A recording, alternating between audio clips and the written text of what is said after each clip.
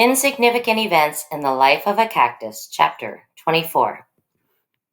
The fun and success of Christmas had got me thinking a lot about Stagecoach Pass. The park had gotten old and tired. Everyone in town had visited at one point and didn't feel the need to come back. There was no draw. Even the food at the steakhouse probably got old because they only served a few different things.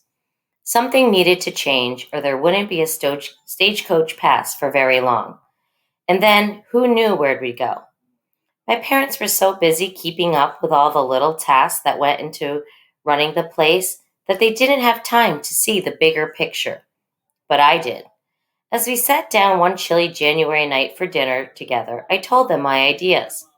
You know, I walked through Stagecoach Pass yesterday and I counted 17 empty storefronts, I said as I took a bite of a roll. 17! Dad sighed. I know, this place is like a ghost town. It makes the place look sad, I said. We need to get some stuff in here for people to do, stuff for people to buy. It takes money to fill the buildings with employees and merchandise, Mom said. I frowned. Can't we take out a loan? I heard you have to spend money to make money. Dad laughed. Where'd you hear that? On a commercial. Well, that may be true sometimes, Dad said. But I think the park already took out a couple of loans just to keep going. I'd have to talk to Gary about that, but I don't think it's an option. Isn't there some other way to get stuff in here? I said. Dad took a swig of his water. I suppose we could rent the spaces, but then we'd have to worry about finding businesses and what kind of businesses should be allowed to rent here. Of course, I said. We would want it to be all cowboyish. I eyed both of them. You know, I've been writing down ideas for a while now. Ideas for the park. We'd love to hear your ideas, sweetie, Mom said.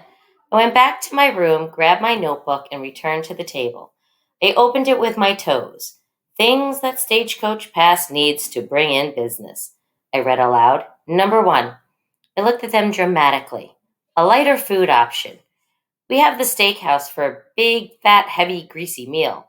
We have the soda shop for a large ice cream sundae when you only ask for a single cone. But there's no deli or sandwich shop or anything like that for a nice little lunch. I could tell they liked the idea, so I went on. Number 2, coffee and smoothies. Whenever Mom and I go shopping, I notice the malls always have some kind of coffee and smoothie place. Number 3, more shopping.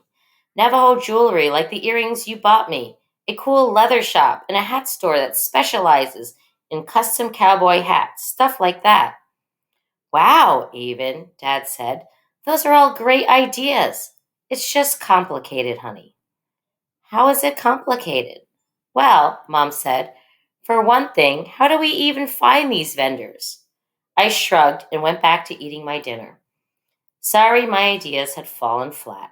Then I remembered Mr. Jeffries, my art teacher, telling us about an art festival in a town called Fountain Hills that was happening next weekend. He encouraged us to all go and check out the local artists' work. There's a giant art festival in Fountain Hills next weekend, I said. There will be like 500 artists. Maybe we could find some cool vendors there. Mom and Dad looked at each other. I suppose it wouldn't hurt to go check it out, Mom said. Might be fun.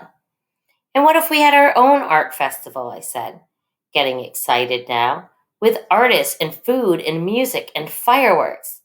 Mom and Dad both laughed. Let's not get ahead of ourselves, Dad said, but I couldn't help it. My mind was going crazy now. It's a great opportunity for the artists to check out Stagecoach Pass and see if they might want to rent a space here. Main Street is huge. We can have a huge art festival. You should have it by early April before it gets too hot outside. Oh, and I saw this show about food trucks and... Slow down, Sheebs, Dad said. How about we start with visiting this festival and see how it goes from there?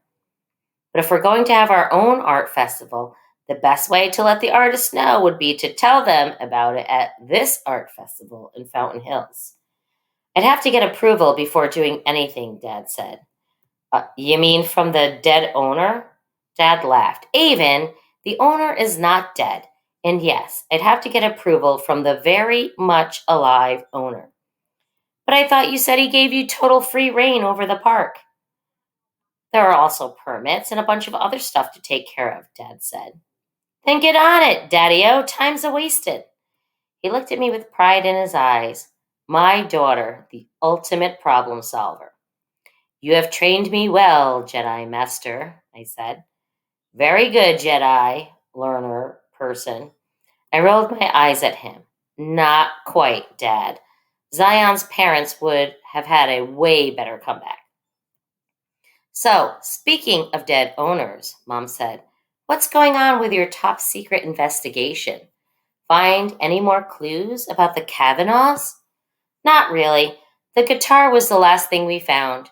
The boys had brought it up to the apartment for me, and I had shown it to my parents. They thought it was pretty cool, but it didn't really tell us anything about the Kavanaughs.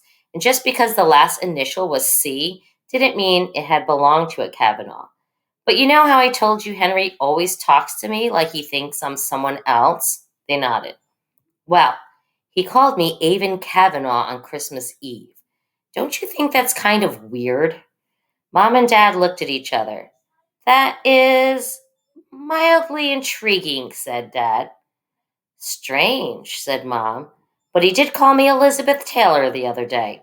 She ran a hand through her long dark hair. Easy to see how he could make the mistake, of course. I had no idea who Elizabeth Taylor was, but Dad said, absolutely, as he carried his empty plate to the sink. I have to go check out the old building with the broken down bowl. One of the workers told me they peeked in the window and saw a bunch of mice running around. He groaned. The keys in the office are all such a mess. I hope I can figure out which one even opens it. What keys? I asked him. Keys to the park, he said. The most important ones are all labeled, but there are about 50 that I have no idea what they're for. I have a feeling I'm going to be there all night trying out keys. I didn't know you had all those keys, I said. Of course I have keys, Sheebs. I can't run this place without keys. Well, it just so happens I'm looking for a key.